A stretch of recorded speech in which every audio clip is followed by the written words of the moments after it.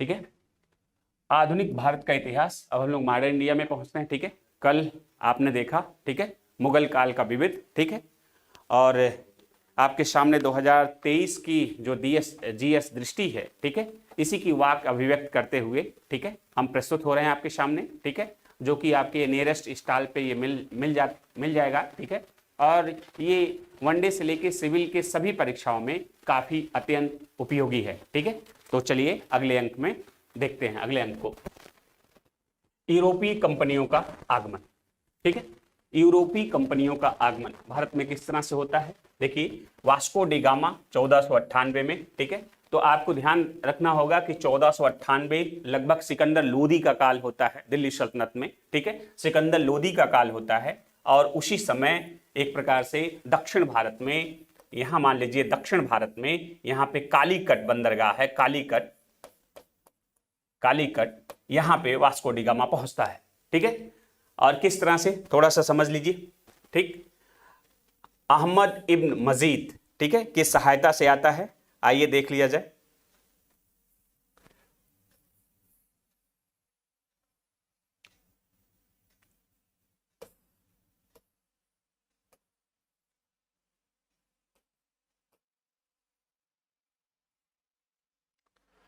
और यहां पे आप देख रहे हैं भूमध्य सागर, ठीक है, और यहां पे स्पेन पुर्तगाल इस तरह से आप देखेंगे। ठीक है, स्पेन पुर्तगाल इस तरह से, और यहां से शुरू होता है पुर्तगालियों द्वारा। ठीक है, जब यहां पे आप देखेंगे तुर्की के आसपास कुस्तुतुनिया है, ठीक है, इस पे जब अधिकार हो जाता है तुर्कों का, तो ये रूट जो है बिजी हो जाता है, नहीं आने देते हैं। इसके बाद यहां से नया व्यापारिक मार्ग खोजने की कोशिश करते हैं। ठीक है, और यहां पर उत्तर यहाँ पे एक द्वीप है, ठीक है, इसे कहा जाता है उत्तर अंश, क्या कहा है, अंतरीप द्वीप। ठीक है, उत्तर अंतरीप द्वीप कहा जाता है। ठीक है, और यहां से आके बर्थोलियोमो डियाज नामक एक यात्री होता है, यहां से वापस मूव कर जाता है पुनः पुर्तगाल, यहां से वापस नहीं जा पाता है, पुनः वास्को डी गामा आता है, और यहां से यहीं पे अब्दुल मजीद नामक एक गुजराती व्यापारी रहता है, उसके सहारे से ये आगे बढ़ता हुआ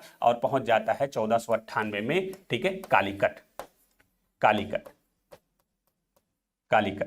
और कालीकट केरला में एक बंदरगाह होता है। ठीक है, कालीकट, यहां के शासक होते हैं जमोरिन।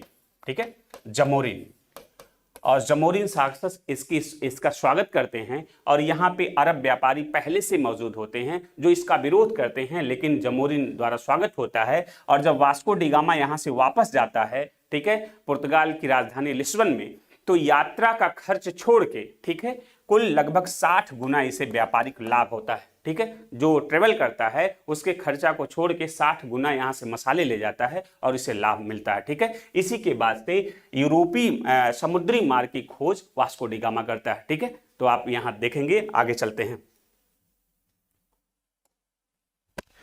देखिए, वास्को डी गामा, ठीक है, नए समुद्री मार्ग की खोज करता है। ठीक है, और अहमद इब्न मजीद, ठीक है, एक गुजराती पथ प्रदर्शक होता है जिसके सहारे, ठीक है, प्रभात, खुश रहिए भैया, खुश रहिए।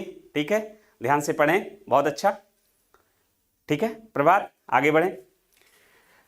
कालीकट के शासक जमोरिन, ठीक है, इनका स्वागत करते हैं। लौटते समय ले गए मसालों के व्यापार से 60 गुना से अधिक मुनाफे की प्राप्ति होती है। ठीक है, इसके बाद आप देखेंगे इसके पहले जो गवर्नर होते हैं फ्रांसिस द अल्मीडा, ठीक है, ये भारत में पदभार ग्रहण करने वाला, ठीक है, 1505 में। ठीक है, अब 1505 के पहले आप देख लीजिए कि इन्होंने 1503 यहाँ पे कोचीन है, ठीक है, कोचीन, और इसी कोचीन में अपना मुख्यालय बनाते हैं। ठीक है, पुर्तगाली, और 1505 में फ्रांसिस्को द अल्मीडा जो है ये वायसराय बन के आता है। ठीक है, और इसकी एक पॉलिसी होती है ब्लू वाटर पॉलिसी, या नीले या शांत जल की नीति। ठीक है, क्या होता है ये देख लीजिए, यहाँ ये जो समुद्री एरिया है, ठीक है, इस पे पुर्तगालियों का कब्जा होता है, और लगभग ये आप देख रहे हैं 1498, मतलब आप समझिएगा 1500 से लेके जब ईस्ट इंडिया कंपनी होगी 1600, तो ये 100 वर्षों तक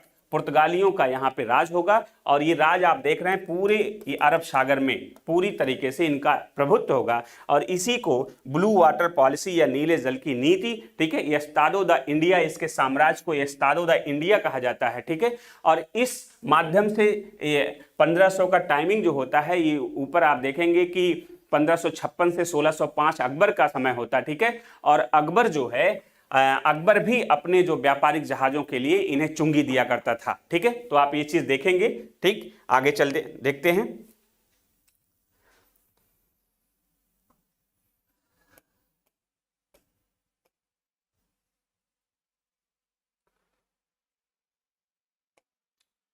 अल्फांसो द अल्बुकर्क, ठीक है, भारत में पुर्तगाली शक्ति का वास्तविक संस्थापक है, ठीक है। 1510 में बीजापुर के शासक यूसुफ आदिल शाह से गोवा छीन लिया, ठीक है। अब देखिए ये इसमें ब्लू वाटर पॉलिसी आपको पढ़ना है, ठीक है, किसने लागू किया, फ्रांसिस डी अल्मीडा, ठीक है। इसके बाद अगला जो आता है वास्तविक जो इसका वायसराय होता है गवर्नर, अल्बुकर्क को माना जाता है। इसने क्या किया 1510 में, ठीक,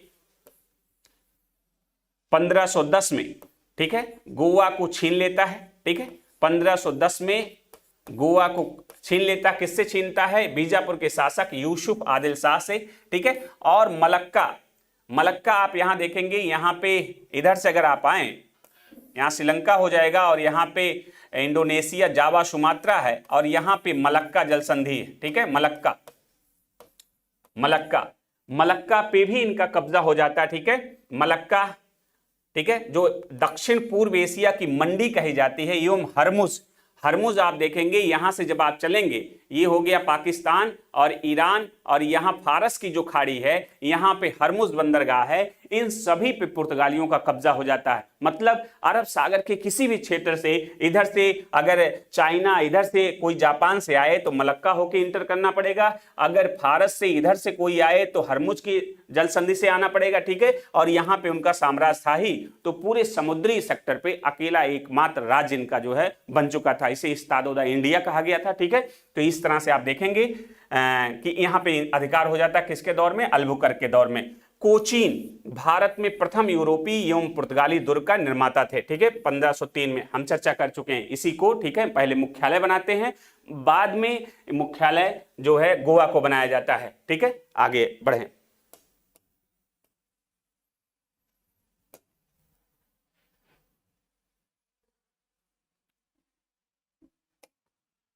फ्रेंच ईस्ट इंडिया कंपनी, मूल नाम फ्रांसेस देश इंडेस ओरिएंटलेस, ठीक है, फ्रांसिस ईस्ट इंडिया कंपनी, ठीक है, इसे आप कह सकते हैं, ठीक है।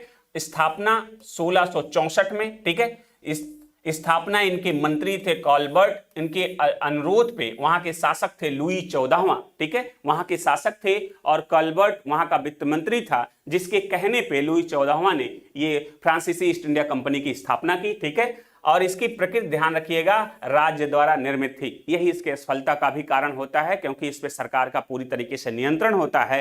ये पूरी तरीके से व्यापारिक कंपनी नहीं बल्कि सरकार और व्यापारियों के बीच की मिलीजुली कंपनी थी, ठीक है। राज्य का इस पे अधिकार था, ठीक। खर्च हेतु धन राज्य द्वारा प्रदत्त, ठीक है। 1667 फ्रांसिस कैरो अभियान दल के साथ भारत रवाना और 1668 में सूरत में प्रथम फ्रांसीसी कारखाने की स्थापना, ठीक है। तो आप ये देख लीजिए, आइए यहां देख लीजिए,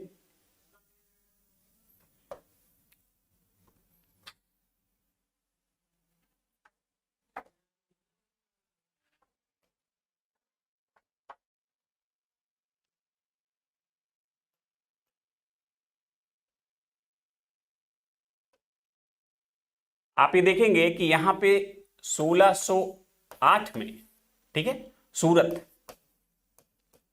सूरत में अंग्रेजों, ठीक है, अंग्रेजों का कारखाना सबसे पहले लगता है, अंग्रेज, ठीक। इसके बाद 1668 में आप देखेंगे, ठीक है, फ्रांसीसियों का, फ्रांस का, ठीक है, पहला कारखाना, ठीक है।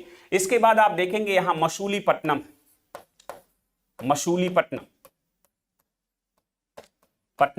ठीक है, मसूलीपट्टनम 1611 में, ठीक है, अंग्रेजों द्वारा कारखाना यहां लगता है, ठीक है, ये देखेंगे। इसके बाद आप यहां देखेंगे कोचीन 1503 में, कोचीन,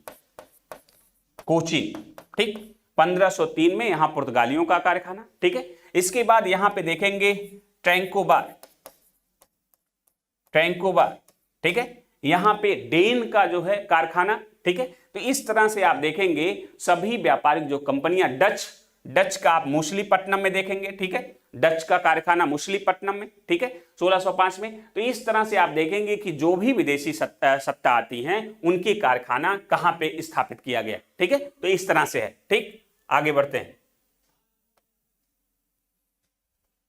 आइए। तो सूरत में 1668 में, ठीक है, पहली फ्रांसीसी कंपनी की स्थापना हुई। आगे बढ़ते हैं,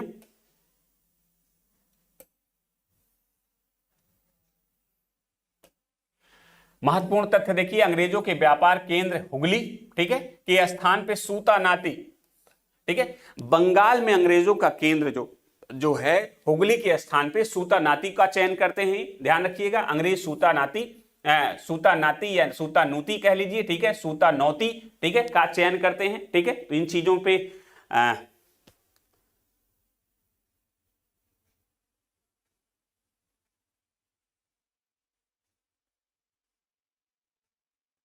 कृष्णा जी कमेंट 1 मिनट बाद हो रहा है, मेरे साथ ऐसा क्यों? थोड़ा सा इश्यू होगा कृष्णा जी, घबराइए नहीं, आपका कमेंट दिख रहा है, ठीक है। और ठीक है कृष्णा, प्रणाम गुरु जी, खुश रहिए भैया, ठीक है कृष्णा, लगे रहें, ठीक है भैया। फरहा नाज अंसारी, ठीक है, धन्यवाद। प्रभात, ठीक है, लगे रहें भैया। चलिए, कासिम बाजार की फैक्ट्री का प्रमुख जाप चारनाक था, ठीक है। जैसे कि आपको बताया गया था कि जाप चारनाक ने जो है यहां पे फैक्ट्री खोलता है, ठीक है, इस तरह से। आगे आइए, यहां पे, ठीक है, कोच्चि ब्रिटिश उपनिवेश के तहत सम्मिलित हुआ 1814 में, ठीक है। कोच्चि जो है ब्रिटिश उपनिवेश के तहत सम्मिलित हुआ 1814 में। अंग्रेजी शासनकाल में अफीम उत्पादन हेतु प्रसिद्ध राज्य था बिहार। ध्यान रखिएगा, इंपॉर्टेंट क्वेश्चन है, अंग्रेजों द्वारा जो है अफीम का उत्पादन किस राज्य में किया जाता था? बिहार में, ठीक है। पुर्तगालियों को स्वाली आपको बताया गया है 1612 ईस्वी में, स्वाली के युद्ध के बाद ही अंग्रेज, ठीक है, 1613 में स्थायी कंपनी स्थापित कर पाते हैं, ठीक है। स्वाली में अंग्रेजों ने पुर्तगालियों को हराया था। ये स्वाली गुजरात में पड़ता है, ठीक है। अंग्रेज अधिकार थॉमस बेस्ट, ठीक है, तो जो अंग्रेज अधिकारी था थॉमस बेस्ट के नेतृत्व में स्वाली में पुर्तगालियों को पराजित किया जाता है। इसी के बाद जब आप देखते हैं कैप्टन हॉकिंस जहांगीर के काल में आता है तो उसे प्रॉपर तरीके से, ठीक है, अंग्रेजों की यहाँ फैक्ट्री की अनुमति नहीं मिल पाती है। बाद में जब अंग्रेज स्वाली के युद्ध में थॉमस बेस्ट के नेतृत्व में पराजित करते हैं तो 1613 में प्रॉपर रूप से सूरत में स्थायी कंपनी की स्थापना होती है, ठीक है। तो यहां दो तरीके से क्वेश्चन आएगा, अस्थायी कंपनी पहली मसूलीपट्टनम मानी जाएगी अंग्रेजों की, और स्थायी कंपनी सूरत मानी जाती है 1613, ठीक है।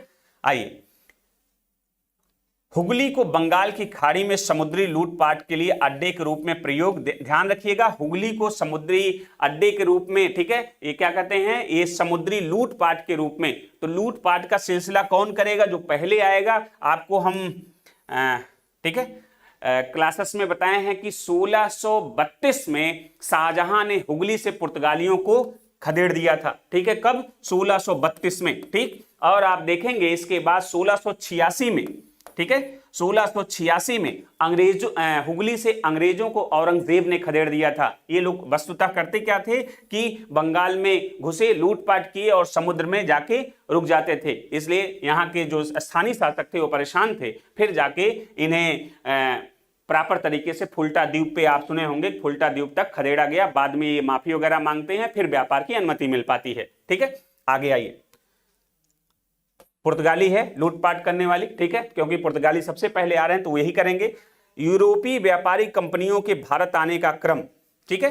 तो आप देख रहे हैं पहले पुर्तगाली आएंगे, फिर डच आएंगे, फिर अंग्रेज आएंगे, फिर डेन आएंगे और फिर फ्रांसीसी। इसके बाद आप देखेंगे फ्रांसीसी के बाद जो है स्वीडिश कंपनी सबसे लास्ट में आती है, ठीक है। तो ये चीज ध्यान रखिएगा, पूछा जाता है पुर्तगाली, डच, अंग्रेज। अभी यहीं पे और क्वेश्चन बन सकता है, इनके आगमन के क्रम में तो पुर्तगाली पहले आते हैं, डच बाद में, लेकिन जब आप देखेंगे अंग्रेज कंपनी की स्थापना के क्रम की बात होगी तो आप देखेंगे पुर्तगालियों की कंपनी पहले स्थापित होती है, डच की कंपनी 1602 में स्थापित होती है, वहीं अंग्रेजों की कंपनी 1600 में स्थापित होती है।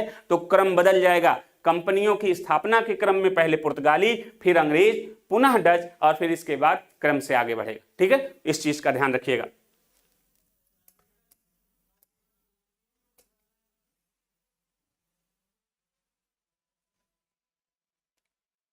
आइए अंग्रेजी ईस्ट इंडिया कंपनी के आरंभिक वर्ष के बारे में हम लोग देख लेते हैं। ठीक है, आइए 1599 में इंग्लैंड में एक मर्चेंट एडवेंचर नामक दल द्वारा शुरुआत किया गया। ठीक है, इंस्पेक्शन।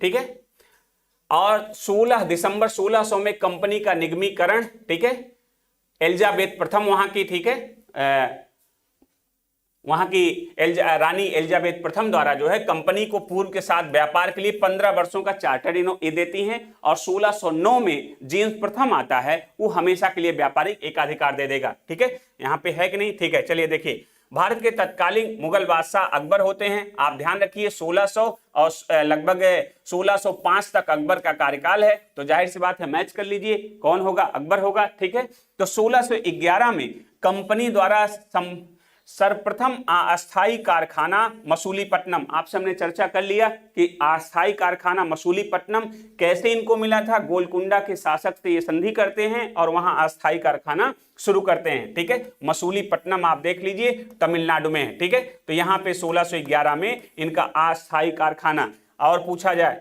दक्षिण भारत का पहला अंग्रेजों का कारखाना कौन होगा? मसूलीपट्टनम। पहला अस्थायी कारखाना कौन होगा? मसूलीपट्टनम। अस्थायी कारखाना 1613 में सूरत को माना जाता है, लेकिन शुरुआत कहां से हो गई? 1608 में ही।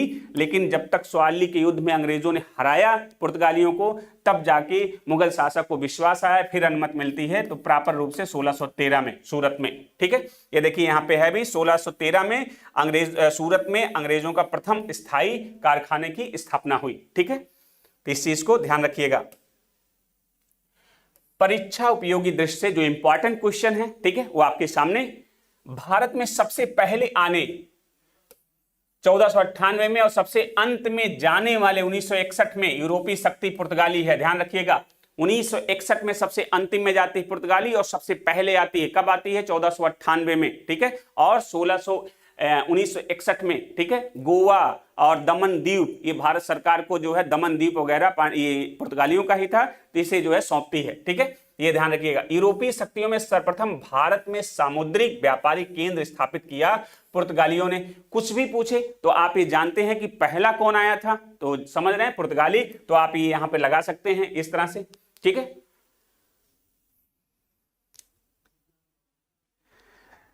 दिलीप जोन बहुत सुंदर से पढ़ाते हैं सर, थैंक यू भैया दिलीप। ठीक है, और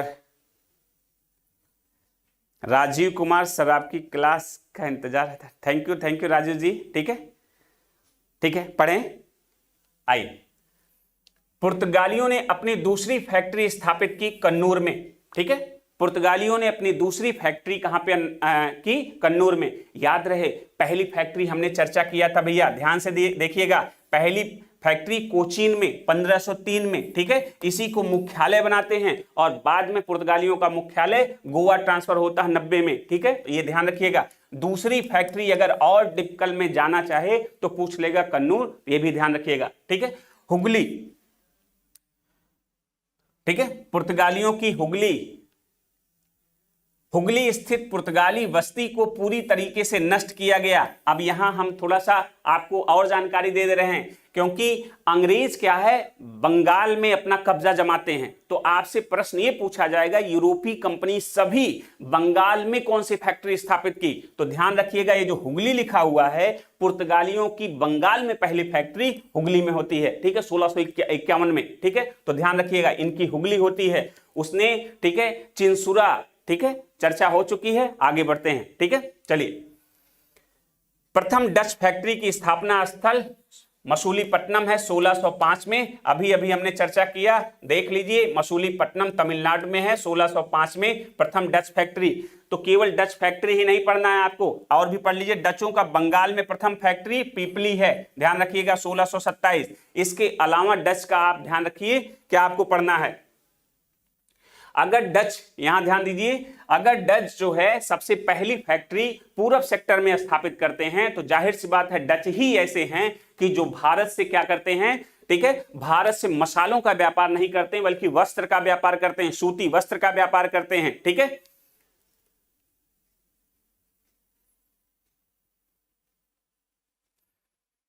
क्वालिटी क्लियर कर दें सर प्लीज, आ रहा, ठीक है, बस बने रहें कुछ थोड़ा सा। ठीक है, चलिए 1605 में भैया ये दक्षिण पूर्व एशिया से डच व्यापार करते हैं और यहां से सूती वस्त्र ले जाते हैं और मलक्का, जिस तरह से आप पढ़ चुके हैं मलक्का, ठीक है, जल संधि, तो मलक्का के आसपास इंडोनेशिया से मसाले का व्यापार करते हैं, तो ध्यान रखिएगा। और ये पहली सहकारी कंपनी है, ठीक है, सहकारिता के सेक्टर में आ रही डच की कंपनी। ठीक है, तो इस चीज को ध्यान रखिएगा। आगे बढ़ते हैं।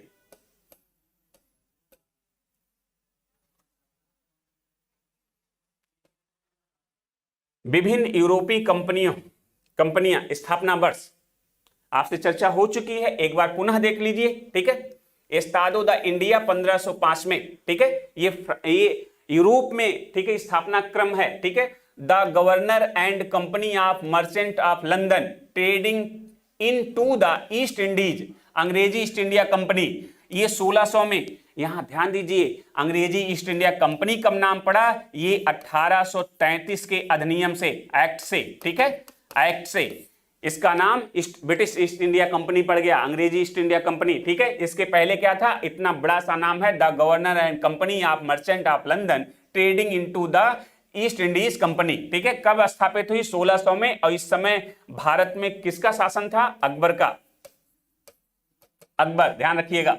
ठीक, और देखिए फ्रांसीसी कंपनी, फ्रांसिस देश इंडेस ओरिएंटलिस, ठीक है, कब है, 1664 में। भारत में पहली कंपनी कब स्थापित होती है, 1668 में। कहां पे, सूरत में। ठीक है, ये चीज याद रखिएगा। पुर्तगालियों की पहली कंपनी कहां, 1508 में, ठीक है, सॉरी 1503 में।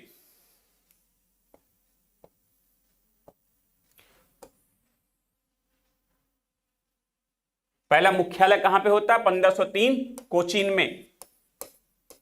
ठीक है, कोचीन में। ये 1498 में आ ही जाते हैं वास्को डी गामा, तो यहां पे मुख्यालय 1503 में बना लेते हैं। ठीक है, प्रॉपर रूप से 1505 में कंपनी का गठन होता है। ठीक है, ध्यान रखिए।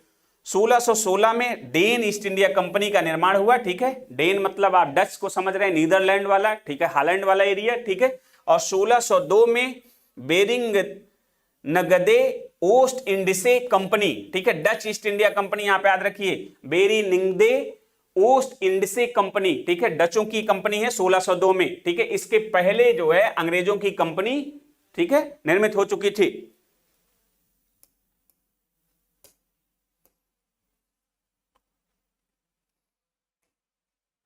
आइए महत्वपूर्ण संधियां देख लेते हैं। इलाहाबाद की संधि, ठीक है, आप ध्यान दीजिए, इलाहाबाद की संधि, ठीक है, इलाहाबाद की संधि, ठीक, प्रथम संधि, ठीक है, 12 अगस्त 1765 में। ठीक है, अंग्रेज और मुगल सम्राट शाह आलम द्वितीय था। ठीक है, और ठीक है, चर्चा आपसे हो चुकी है। ठीक है, मुगल सम्राट, ठीक है, पहली संधि मुगल सम्राट शाह आलम द्वितीय और क्लाइव के बीच में, क्लाइव। ठीक, क्या क्या संधि का शर्त था, ठीक है, अवध से कड़ा और इलाहाबाद का किला लेके, ठीक है, दे दिया जाता है इनको, और इन्हें 26 लाख रुपए पेंशनर बना दिया जाता है। ठीक है, 26 लाख रुपया दिया जाता है पेंशन के रूप में। ठीक है, इस तरह से। और दूसरी संधि जो है 16 अगस्त, ठीक है, 1765 में अंग्रेज और अवध के नवाब शुजाउद्दौला के मध्य। ठीक है, और इनसे क्या किया जाता है, अवध से इलाहाबाद और कड़ा का दे दिया जाता है, ठीक है, मुगल बादशाह शाह आलम को, और 50 लाख रुपए जो है क्षतिपूर्ति, ठीक है, 50 लाख रुपए क्षतिपूर्ति के रूप में लिया जाता है। ठीक है, ये चीज, और अंग्रेजी रेजिडेंट रखते हैं। ठीक, इसके बाद आप देखेंगे 1784 में अंग्रेज और टीपू सुल्तान से मंगलौर की संधि हुई थी। ठीक है, ये मंगलौर की संधि 84 में लगभग आप कह लीजिए कि द्वितीय, ठीक है, द्वितीय आंग्ल मैसूर युद्ध के दौरान हुई थी। ठीक है, मंगलौर की संधि। इसी में 1782 में, ठीक है, 1782 में पोर्टो नोवा का युद्ध हुआ था, पोर्टो नोवा। ठीक है। और पोर्टो नोवा के युद्ध में हैदर अली मारा जाता है, हैदर अली, और ये अनिर्णित रहता है युद्ध मंगलोर की संधि से, ठीक है, मामला शांत होता है। अगला होगा 92 में, 1792 में तृतीय आंग्ल मैसूर युद्ध, और चौथा होगा 1799 में जब टीपू मारा जाएगा, ठीक है। और आइए सालबाई की संधि 1782 में अंग्रेज और मराठों के बीच में होता है, ठीक है। ये प्रथम आंग्ल मराठा युद्ध की अंतिम संधि होती है। इसके बाद से 20 साल के लिए युद्ध विराम की घोषणा कर दी जाती है, ठीक है। चलिए, और मद्रास की संधि 1769 में अंग्रेज और हैदर अली के बीच में, ठीक है, ये प्रथम आंग्ल मैसूर युद्ध के बीच में जो संधि होती थी, ठीक है, वो यहां पे है, ठीक।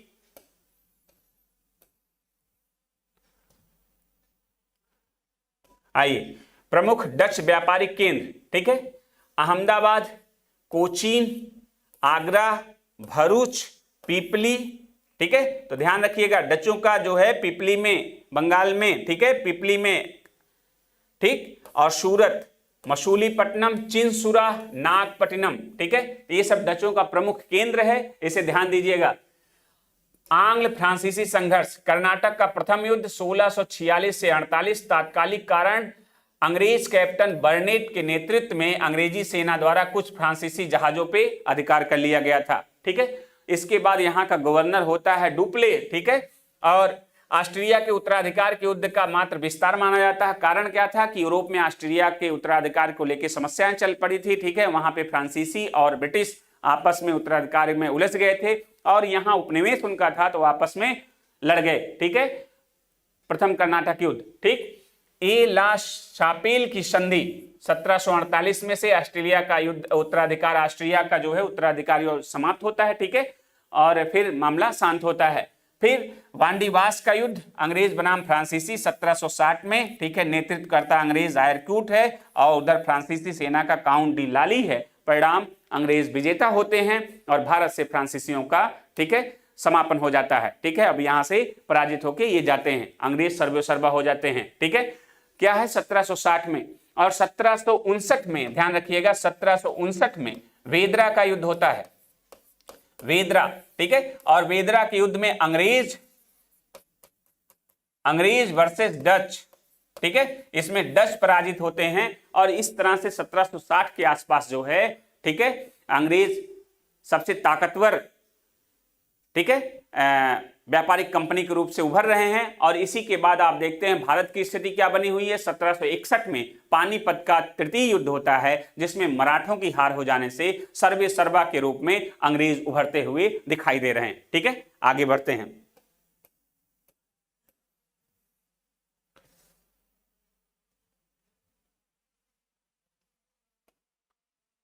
महत्वपूर्ण वर्ष, ठीक है, आइए। पुर्तगाली गवर्नर नूनो दा कुन्हा 1529 से 1538, ठीक है।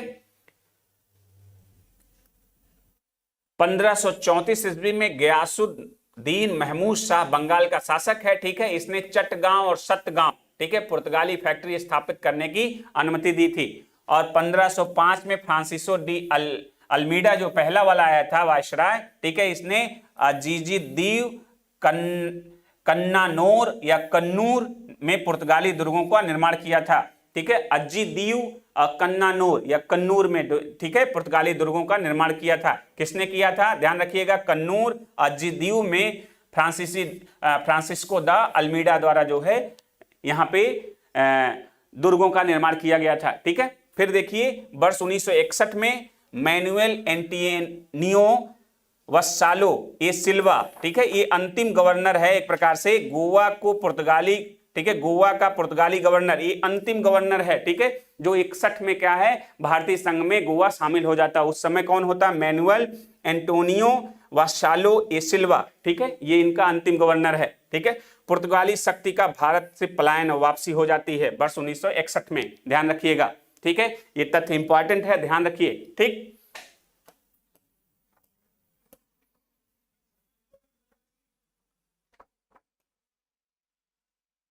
सोलह सौ 61 में वैवाहिक संधि, ठीक है,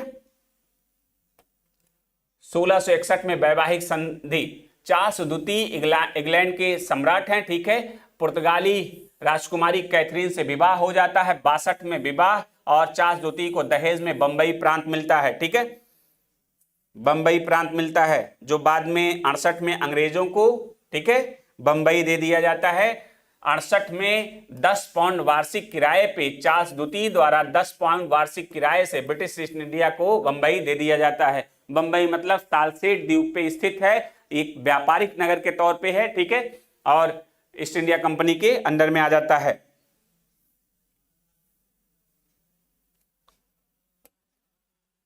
रणजीत सिंह तोप, गोला और बारूद बनाने का कारखाना स्थापित किए थे लाहौर और अमृतसर में, ध्यान रखिएगा। आमेर के सवाई जय सिंह ने यूक्लिड के रेखागणित तत्वों का अनुवाद कराया था। ठीक है, ये अंतिम ऐसे रणजीत सिंह के बारे में कहा जाता है, ठीक है, कि ये सवाई जय सिंह के बारे में कहा जाता है, जिन्होंने 5 वेधशालाएं, ठीक है, निर्मित कराई, और ये यूक्लिड के रेखा गणित और ये अंक गणित की पुस्तक का जो अनुवाद कराते हैं। ठीक है, इस तरह से संस्कृत भाषा में। ठीक है, और यही थे जो 2 अश्वमेघ यज्ञ करता, सबसे अंतिम अश्वमेघ यज्ञ करने वाले व्यक्ति, 5 वेधशालाएं। ठीक है, श्रृंगेरी मंदिर में शारदा देवी की मूर्ति निर्माण हेतु धन देने वाले मुस्लिम शासक का नाम है टीपू सुल्तान।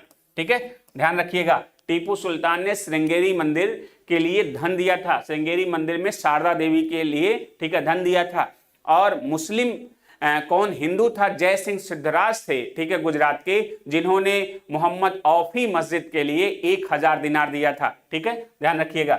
लॉर्ड हेस्टिंग्स ने पेशवाई को समाप्त किया 1818 में, लॉर्ड हेस्टिंग ने पेशवाई को समाप्त किया। ठीक है, मतलब राजा को जो पेशवाई दिया जाता था 1818 में समाप्त किया। द पायनियर समाचार पत्र, ठीक है, 1865 ईस्वी में इलाहाबाद वर्तमान प्रयागराज से, ठीक है, निकाला गया था। ठीक, किसने? जॉर्ज एलन ने। आगे देखिए, 1878 ईस्वी में देसी भाषा वर्नाकुलर प्रेस अधिनियम से बचने के लिए रातों रात अंग्रेजी भाषा में रूपांतरित की गई पत्रिका थी अमृत बाजार पत्रिका। ठीक है, अमृत बाजार पत्रिका ने 1878 के, ठीक, वर्नाकुलर प्रेस एक्ट अधिनियम से बचने के लिए अपना जो है रातों रात अपनी भाषा को चेंज करके अंग्रेजी भाषा में कन्वर्ट हो गई थी। ठीक है, इस तरह से।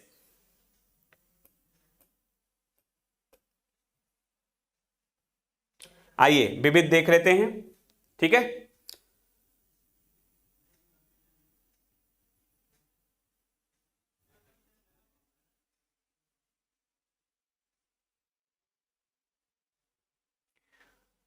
विविध राष्ट्रीय उपाधि अधिनियम पारित वर्ष है 1876, पारित किया गया था ब्रिटिश संसद द्वारा। प्रावधान, महारानी विक्टोरिया भारत की सम्राज्ञी, ठीक है, घोषित 1877 में। ठीक, विधवा पुनर्विवाह अधिनियम प्रारूपित और प्रस्तुत किया था लॉर्ड डलहौजी के समय में। ठीक है, अधिनियमित तिथि है 26 जुलाई 1856, तत्कालीन गवर्नर जनरल लॉर्ड कैनिंग। ठीक है, ध्यान रखिएगा, विधवा पुनर्विवाह अधिनियम, ठीक है, 1856 वाला मामला थोड़ा सा क्रिटिकल हो जाता है, इस समय डलहौजी भी रहता, कैनिंग भी बन जाता है। ठीक है, तो कैनिंग अधिनियम जब पारित होता है उस समय कैनिंग आ जाते हैं। ठीक है, कैनिंग, लेकिन प्रारूप और प्रस्तुत किया जाता है डलहौजी के समय में। ठीक है, नियम 15, ठीक है, विधवा विवाह को वैध कर दिया जाता, उत्पन्न संतान जो है वैध हो मानी जाती है। ठीक है, विधवा विवाह नियम 1856 किसके समय? कैनिंग के समय। ठीक है, और प्रारूप किसके समय लाया गया था? डलहौजी के समय में। ठीक,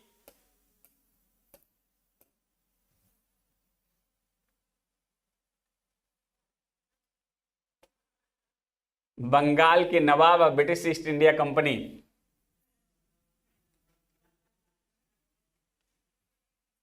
बंगाल के नवाब British East India company Murshid Quli Khan Mughal सम्राट द्वारा स्वतंत्र रूप से बंगाल में नियुक्त अंतिम गवर्नर। इजारा व्यवस्था, भूमि बंदोबस्त में प्रारंभ। ठीक है, इजारा मुर्शीद कुली खां, ठीक है, इजारेदारी, ठीक है, इजारेदारी होती है ठेकेदारी व्यवस्था। ठीक है, इसका प्रारंभ राजधानी ढाका से मकसूदाबाद, ठीक है, मुर्शिदाबाद, इन्होंने राजधानी कहां बनाया? ढाका से मुर्शिदाबाद। ठीक है, ठीक। और इन्होंने इजारेदारी व्यवस्था लागू की। अलवर्दी खां के बारे में देख लीजिए, बंगाल के सब नवाब हैं। 1740 से 56 यूरोपीय शक्तियों की तुलना मधुमक्खी से की। ठीक है, इन्होंने कहा कि अंग्रेज मधुमक्खी के छत्ते के समान है, ना छेड़ो तो शहद देंगे, छेड़ोगे तो काट काट के खा जाएंगे। ठीक है, इस तरह से अंग्रेजों के प्रति कथन, यदि उन्हें ना छेड़ा जाए तो वो शहद देंगी, छेड़ा गया तो काट काट के मार डालेंगी। परीक्षा दृष्टि से इंपॉर्टेंट देख लीजिए, प्लासी वर्तमान रूप में पलासी नाम है। ठीक है, का युद्ध जो है पश्चिम बंगाल राज्य के नदिया जिले में स्थित है, भागीरथी नदी के किनारे। ठीक है, पश्चिम बंगाल के नदिया जिले में भागीरथी नदी के किनारे पे स्थित है प्लासी का मैदान। कंपनी द्वारा नियुक्त 2 उप दीवान, ठीक है, दीवानी कार्य हेतु थे, मोहम्मद रजा खान बंगाल के लिए और राजा सीताब राय बिहार के लिए। ठीक है, ये चीज। बक्सर के युद्ध के समय बंगाल का नवाब था मीर जाफर, ध्यान रखिएगा, बक्सर के युद्ध के समय मीर कासिम हट चुका था, पुनः मीर जाफर को बना दिया गया था 64 में, ध्यान रखिएगा।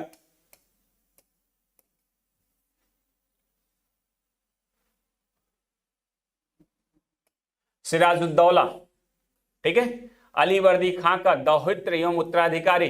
ठीक है, ब्लैक होल की घटना, ठीक है, 20-21 जून 1756। ठीक, इसमें कहा जाता है कि कुल, ठीक, 23 लोग बचे थे। ठीक है, 140 समथिंग इस तरह से, जिसमें 23 की संख्या बता रहे थे, बाकी सब मारे गए थे इस तरह से। हालवेल की घटना थी, हालवेल गवर्नर था, इसने चर्चा किया था अपनी पुस्तक में। प्लासी के युद्ध में रॉबर्ट क्लाइव से परास्त हुआ था। ठीक है, मीर कासिम को देख लीजिए 60 से 63। अलीवर्दी खां के उत्तराधिकारी के रूप में सबसे योग्य नवाब, ठीक है, पूर्णिया तथा रंगपुर का फौजदार, पूर्व में था पूर्णिया तथा रंगपुर का फौजदार था। राजधानी इसने मुर्शिदाबाद से मुंगेर ट्रांसफर कर लिया। सेना का गठन यूरोपीय पद्धति से किया, ध्यान रखिएगा, सेना का गठन यूरोपीय पद्धति से करने वाला उधर मैसूर का शासक हैदर अली था। ठीक है, हैदर अली, ठीक है, और इसके बाद आप देख रहे हैं सेना द्वारा जो है यूरोपीय पद्धति पे गठन करने वाला कौन है, मीर कासिम। मुंगेर तोप और तोड़दार बंदूकें बनाने की व्यवस्था किया। मुंगेर में बक्सर के युद्ध में अंग्रेजों द्वारा परास्त किया गया। ठीक है, बक्सर का युद्ध 22 अक्टूबर 1764, पक्ष मीर कासिम, अवध के नवाब शुजाउद्दौला, ठीक है, तथा मुगल बादशाह शाह आलम द्वितीय के बीच में। अंग्रेजी सेना की कमान मेजर हेक्टर मुनरो और बंगाल के तत्कालीन नवाब मीर जाफर थे। ठीक है, तो ये सब तथ्य ध्यान रखिएगा।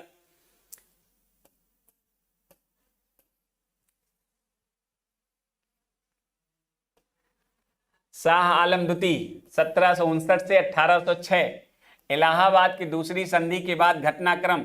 ठीक है, शाह आलम द्वितीय अंग्रेजी संरक्षण में, इलाहाबाद अब प्रयागराज में रखा गया। ठीक है, तो इलाहाबाद की दूसरी संधि, ठीक है, आपको चर्चा हो चुकी है।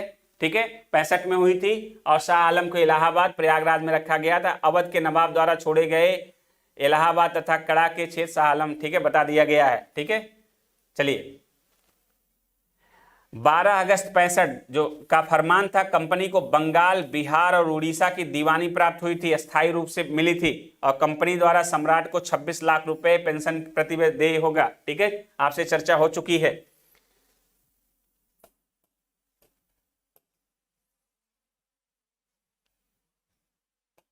आइए रॉबर्ट क्लाइव के बारे में देख लेते हैं। भारतवर्ष में ब्रिटिश साम्राज्य का संस्थापक है, सिराजुद्दौला को प्लासी के युद्ध में हराता है, भारत में ब्रिटिश प्रभुत्व की नींव रखने वाला व्यक्ति है। ठीक है, अब बंगाल का गवर्नर कब रहता, 2 बार रहता, 58 से 60 और 65 से 67। ठीक है, ये 2 बार गवर्नर रहता, 65 से 67 और 58 से 60, और इसी के दौरान इलाहाबाद की संधि होती है। दोनों संधि ध्यान रखिएगा, इसी के समय इलाहाबाद की संधि शाह आलम द्वितीय और शुजाउद्दौला के साथ। शाह आलम द्वितीय क्या है, ये है दिल्ली का नवाब, और शुजाउद्दौला, ठीक है, ये है अवध का नवाब। श्वेत विद्रोह इसी के समय होता है। ठीक है, श्वेत विद्रोह का सामना क्लाइव के समय ही होता है। ठीक है, संस्थापक बंगाल में लुटेरा राज्य का, ठीक है, बंगाल में लुटेरा, के.एम. पडिक्कर साहब कहते हैं ये लूट का काल है वस्तुतः। ठीक है, तो ये लुटेरा राज्य का संस्थापक है, जन नेता, सैनिकों के रूप में इसे जन नेता माना जाता है। ठीक है, आइए डुप्ले, पहली बार यूरोपीय सेना का भारतीय व्यय पर भारतीय राज दरबारों में नियुक्त करवाया था। ठीक है, पहली बार यूरोपीय सेना को भारतीय व्यय पे भारतीय राज दरबारों में नियुक्त करवाया था। ठीक है, जो अंग्रेजों की बाद की पॉलिसी होती है उस पॉलिसी को डुप्ले पहले ही इंप्लीमेंट कर दिया था। ठीक है, सूरत फ्रांस का भारत में पहला व्यापारिक कारखाना था। सूरत फ्रांसीसियों का पहला व्यापारिक कारखाना 1668 में सूरत में था। ठीक है, आपसे चर्चा हो चुकी है।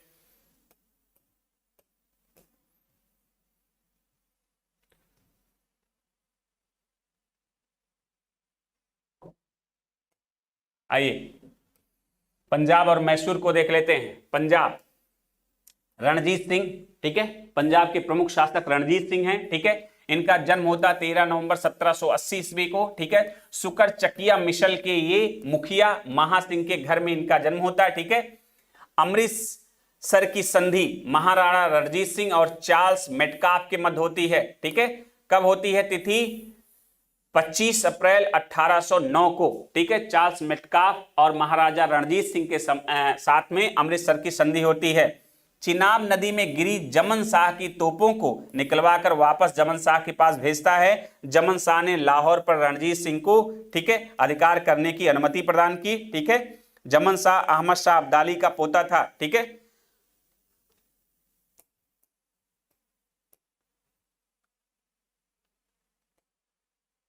ठीक है, जमन शाह ने राजा की उपाधि दी थी रणजीत सिंह को और लाहौर पर अपना सूबेदार माना था। ठीक है, 1802 में भंगी मिसल से अमृतसर छीना। ठीक है, और शाह सुजा रणजीत सिंह को कोहिनूर हीरा, शाह सुजा ने रणजीत सिंह को कोहिनूर हीरा उपहार में भेंट किया था। ध्यान रखिएगा, किसने? शाह सुजा ने। और आपको हमने चर्चा कर दिया है कि सबसे पहले कोहिनूर हीरा जो है, जब वारंगल के शासक, दक्षिण भारत में वारंगल के शासक प्रताप रुद्रदेव थे, ठीक है, तो अलाउद्दीन का जो सेनापति था मलिक काफूर, उसके माध्यम से अलाउद्दीन खिलजी को गया। और यहाँ पे आप देख रहे हैं शाह सुजा जो हैं वो रणजीत सिंह को कोहिनूर हीरा जो है दे रहे हैं। विक्टर जाकमा ये फ्रांसीसी यात्री है। रणजीत सिंह की तुलना नेपोलियन बोनापार्टा से किया। ठीक है, पूछा जाता है रणजीत सिंह की तुलना, ठीक है, नेपोलियन से किसने किया? तो विक्टर जाकमा। और नेपोलियन किसके बारे में कहा गया है? तो आप देखते हैं समुद्रगुप्त के बारे में कहा गया है कि, ठीक है, बीए स्मिथ ने कहा है कि ये भारत के नेपोलियन थे। ठीक है, इस तरह से। फकीर अजीजुद्दीन रणजीत सिंह का विदेश मंत्री था। फकीर अजीजुद्दीन आपसे हम चर्चा कर चुके हैं, हिंदू शासक थे जिनके, जैसे आप देखें मराठों का जो तोपची था इब्राहिम गारदी था। ठीक है, इसके पहले हल्दी घाटी युद्ध में जो है राणा प्रताप का सेनापति हकीम शूर थे। ठीक है, इस तरह से क्वेश्चन पूछे जा सकते हैं, तो आप ध्यान रखिएगा।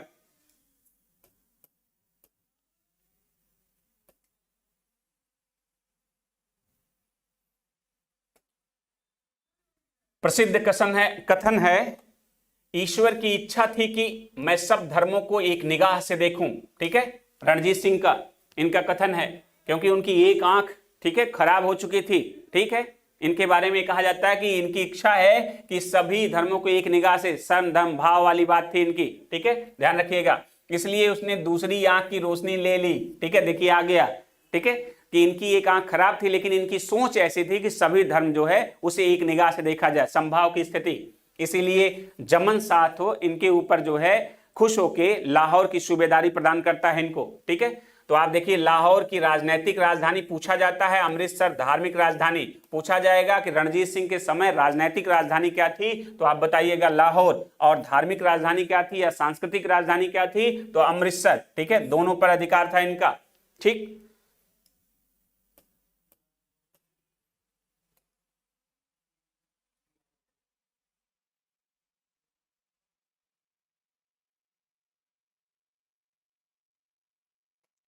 आइए 1849 डलहौजी का काल है। आप जानते हैं 1848 से 1856 डलहौजी का काल है। द्वितीय आंग्ल सिख युद्ध की समाप्ति होती इसी के काल में। पंजाब का ब्रिटिश साम्राज्य में विलय कर लिया जाता है लॉर्ड डलहौजी द्वारा पंजाब का। ठीक है, पंजाब पर शासन हेतु, ठीक है, 3 सदस्यीय परिषद का गठन होता है। अध्यक्ष होते हैं सर हेनरी लॉरेंस और सदस्य होते हैं जॉन लॉरेंस, चार्ल्स ग्रेनविले, मानसेले। ठीक है, ध्यान रखिएगा, आपको ये देखना है कि पंजाब का ब्रिटिश साम्राज्य में विलय कब होता है? 48-49 में, और 49 में जाहिर सी बात है 1848 में डलहौजी आ जाता है, और डलहौजी जो है अवध का भी विलय कर लेता है हड़पनीत द्वारा कई जगह, जो 1857 की क्रांति के लिए जिम्मेदार होगा। ठीक है, आगे देखते हैं।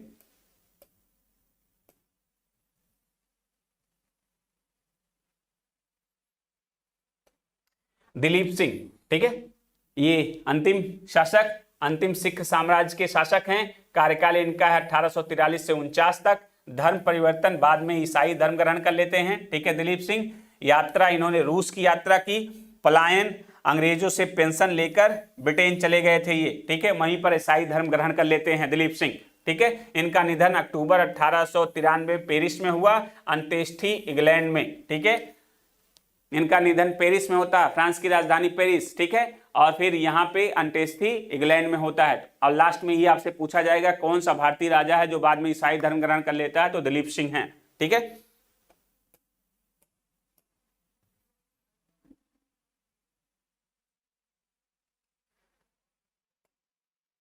चिलियावाला युद्ध 13 जनवरी 1849।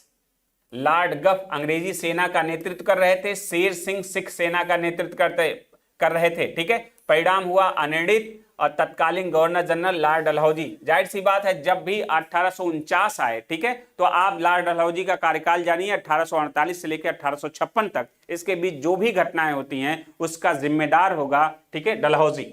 ठीक है, प्रथम आंग्ल मैसूर युद्ध चर्चा हो चुकी है। 1767 से 69 में हैदर अली बनाम अंग्रेज, विजेता हैदर अली होता है। ध्यान रखने वाली बात यहाँ पे ये है कि 1767, ठीक है, 67 से लेके 69 का जो काल है, इसके पहले अंग्रेज क्या होते हैं, 1764 में बंगाल में मैदानी सेक्टर में हरा चुके होते हैं मुगल बादशाह और अवध के नवाब को। उत्तर भारत की सर्वोसर्वा जो शक्ति है, दक्षिण भारत में हराने वाला राजा जो है हैदर अली मिलता है। ठीक है, 67 से लेकर 69 में पहली बार, और फिर 20 सालों का, ठीक है, यहाँ पे युद्ध विराम करते हैं। बाद में आप देखेंगे 82 में पोर्टोनोवा के युद्ध में मारा जाता है। ठीक है, तत्कालीन अंग्रेज गवर्नर वायरलेस्ट होते हैं।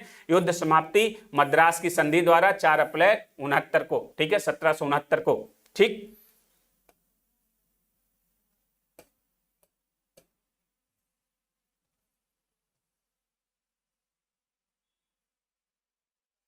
आइए द्वितीय आंग्ल मैसूर युद्ध देख लीजिए। 80 से 84, 1780 से 84। ठीक है, घटनाक्रम है हैदर अली जुलाई 1780 कर्नाटक पर आक्रमण। ठीक है, कर्नल बेली के नेतृत्व में वाली अंग्रेजी सेना जो है उसको हराकर अर्काट पर अधिकार कर लिया था। ठीक है, टीपू पोलीलूर हेक्टर मुनरो की सेना को परास्त किया था। 1781 में हैदर अली बनाम आयरकूट का पोर्टोनोवा का युद्ध होता है, या पोलीलूर का युद्ध होता है। ठीक है, इसी में हैदर अली की मृत्यु होती है, हैदर अली मारा जाता है। ठीक है, आयरकूट ने हैदर अली को हराया और दिसंबर 1782 में हैदर अली की मृत्यु हो जाती है। ठीक है, और इसी समय टीपू जो है, टीपू का राज्यारोहण होता है युद्ध के मैदान में ही, और 84 में मंगलोर की संधि होती है अंग्रेज और टीपू के बीच में। द्वितीय आंग्ल मैसूर युद्ध का समापन हो जाता है। ठीक है, आइए देख लेते हैं तृतीय भी। तृतीय आंग्ल मैसूर युद्ध आपसे हमने चर्चा किया था 90 और 92। 1790-92 में तृतीय आंग्ल मैसूर युद्ध होता है, अंग्रेज, मराठा और निजाम। ये देखिए, ये रहा मैसूर कर्नाटका में, ये है मराठे और ये है निजाम। ठीक है, ये निजाम है, निजाम, और ये मराठे हैं, और ये मैसूर है, मैसूर। ठीक है, अब मैसूर में क्या किया, तृतीय आंग्ल मैसूर युद्ध में अंग्रेजों ने मराठे प्लस निजाम को अपने साथ मिला लिया, मराठा प्लस निजाम। ठीक है, अंग्रेज, मराठा, निजाम एक साथ हो गए बनाम टीपू अकेले। ठीक है, और इस युद्ध में जो है टीपू हार जाता है, आधा राज्य उसको देना पड़ता है। ठीक है, और टीपू से लगभग 3 करोड़ रुपया युद्ध क्षति के रूप में वसूली जाती है। आधा इसका राज्य ले लेते हैं और कहता है कि हम अपने मित्रों को ज्यादा ताकतवर किए बिना, ठीक है, अपने दुश्मन को हमने पराजित कर दिया। ठीक है, ये ध्यान रखिएगा। और ये टाइमिंग किसकी है, कार्नवालिस। ठीक है, कार्नवालिस की, इस समय कार्नवालिस, ठीक है, गवर्नर जनरल होता है, ठीक है, बंगाल का, उसी के समय। जाइए चौथा देख लिया जाए।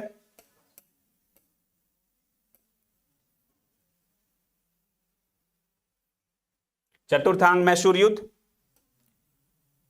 ये 1799 में है। टीपू की मृत्यु हो जाती है। अंग्रेजी सेना का नेतृत्व करता वेलेज़ली, उस समय गवर्नर जनरल होता, हैरिस और स्टुअर्ट होते हैं, ठीक है। और इस समय जो है मैसूर को अंग्रेजी साम्राज्य में मिला लिया जाता है और इस समय वाडियार वंश के एक शासक को जो है मैसूर की गद्दी दे देते हैं, ठीक है।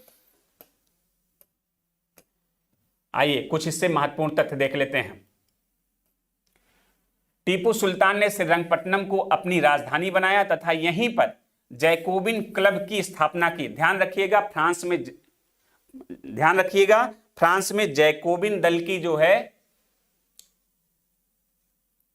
फ्रांस में जैकोबिन दल, ठीक है, ये लोकतांत्रिक, वहां पे फ्रांस की क्रांति हो चुकी है। लोकतांत्रिक पद्धति से जो है पहली बार कौन सा शासक जैकोबिन दल की सदस्यता लेता है, लोकतंत्र जनता से जुड़ने की कोशिश करता है और मैसूर विजय की खुशी में आयरलैंड के लॉर्ड समाज द्वारा वेलेज़ली को प्रदत्त उपाधि थी मार्क्विस, ठीक है। तो ध्यान रखिएगा मैसूर की विजय कौन करता है, ठीक है, वेलेज़ली। चौथा वाला जो है 1799 में वेलेज़ली करता है, जिसे मार्क्विस की उपाधि दी जाती है। ध्यान रखिएगा। चतुर्थ आंग मैसूर युद्ध के बाद अंग्रेजों ने मैसूर की गद्दी पे पुनः, हमने आपसे बताया, ठीक है, अडयार वंश के शासक जो थे उसके छोटे से बच्चे को बैठा देता है, एक बालक कृष्णराज को बैठा दिया जाता है तथा कनारा, कोयम्बटूर और श्रीरंगपट्टनम अंग्रेजी राज में कुल मिलाजुला के एक अल्बैक्स बच्चे को बैठाया जाता है और इस पे पूरी तरीके से अंग्रेजों का नियंत्रण हो जाता है। तो आप अब देख सकते हैं कि 1718, ठीक है, अंग्रेज बंगाल में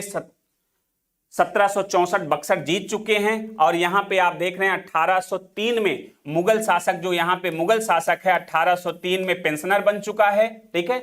और इसके बाद आप देख रहे हैं कि यहां पे मैसूर 1799 में टीपू सुल्तान मारा जा चुका है, ठीक है। 1802 में मराठों से सहायक संधि कर चुके हैं, ठीक है। अब ये पूरे भारत पे पूरी तरीके से इनका अधिपत्य 1800 से लेके 1818 के बीच में, ठीक है, 1800 से लेके 1818 के बीच में पूरी तरीके से भारत पे इनका कब्जा हो जाता है। यहाँ पे हम लोग पढ़ेंगे 1813 का अधिनियम आएगा, इसके बाद 1833 का चार्टर एक्ट आएगा और व्यापारिक एकाधिकार 1813 में खत्म होगा। 1833 में पूरी तरीके से व्यापारिक एकाधिकार खत्म हो जाता है, ठीक है, और यहाँ से गवर्नर जनरल का शासन शुरू हो जाता है, ठीक है। तो ये चीज रहा।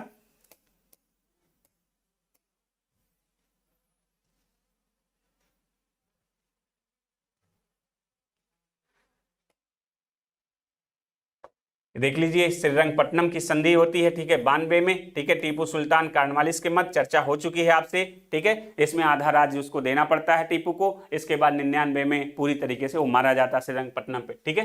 तो इस तरह से आइए रियासतों के प्रति प्रमुख ब्रिटिश नीतियां देख लेते हैं। 1740 से 65 में कंपनी का भारतीय रियासतों से समानता के लिए संघर्ष हुआ। 1740 से 65 के आसपास आप देखते हैं, इसी में 1757 की प्लासी का युद्ध भी है, ठीक है, और 1764 का बक्सर का युद्ध है। तो ध्यान रखिएगा क्योंकि अंग्रेजी सत्ता ताकतवर हो रही है। 1765 से 1813 में सुरक्षा प्रकोष्ठ नीति घेरे, मतलब आप देखेंगे कि 1700, ठीक है, लगभग 1798 से 1805 में वेलेज़ली आता है जो सहायक संधि के लिए जाना जाता है और उसका सुरक्षा प्रकोष्ठ नीति, घेरे की नीति के तहत रेजिडेंट रखना और ना जीते हुए भी प्रदेश को अपना लगभग पंगु बना लेना, ये उसकी नीति होती है, ठीक है। 1813 से 57 तक अधीनस्थ ठीक है, पार्थक्य की नीति, मतलब ठीक है, उसे अलग थलग करना, जैसे अपने दुश्मन के, अपने पड़ोसी मित्र देश बनाना, उसके बाद उसे किनारे करना, इस तरह की नीति का पालन होगा, ठीक है। और 1858 से 1935 तक अधीनस्थ संघ की नीति के तहत ये शासन व्यवस्था चलता है। यहाँ थोड़ा सा आप और समझ लें, 1757 से लेकर 1813 तक, ठीक है, वाणिज्यिक, ठीक है, वाणिज्यिक पूंजीवाद का दौर चलता है। 13 से लेकर 33 तक औद्योगिक पूंजीवाद और 33 के बाद से 1947 तक आप देखेंगे तो वित्तीय पूंजीवाद का दौर चलता है। उसी के परिणाम नीतियां हैं, ठीक है, इसे हम लोग देखेंगे, ठीक है। तो धन्यवाद, आज का क्लास यहीं तक, ठीक है। पुनः हम जीएस दृष्टि के चित्रात्मक प्रस्तुति के अगले अंक में कल प्रस्तुत होते हैं। धन्यवाद।